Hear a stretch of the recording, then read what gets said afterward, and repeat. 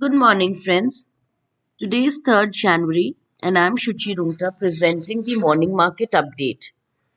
The Nifty gained 92 points over the day to close at 18,197, forming an inside bar on the daily charts. Metal index and stocks being the top gainers. Technically, the chart structure on the index hasn't changed. The index has moved within the range of Friday's candle. It still trades below the critical level of 18,250. In fact, a break below 18,080, 18,050 levels will take the index to test the 17,800 levels again. The rally was majorly in commodity and the metal stocks. The market breadth on Nifty 50 and 500 remains at similar levels.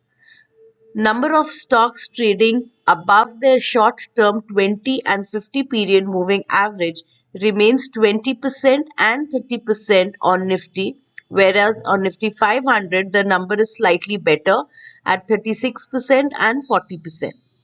This clearly indicates that broader participation and leadership is clearly missing in the overall markets.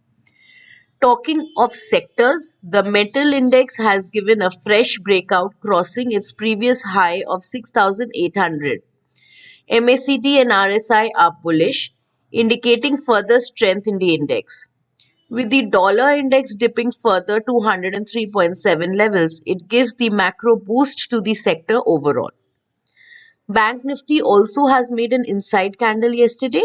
Hence, yesterday's high and low are important levels to watch out for. Most of the Asian markets currently trade in red. US indices had a holiday yesterday. Levels for the day: support will be seen on Nifty at 18,080 and 17,950. Resistance 18,240 and 18,400. On Bank Nifty, support will be seen at 42,950 and 42,500. Resistance 43,400 and 43,750. Thank you.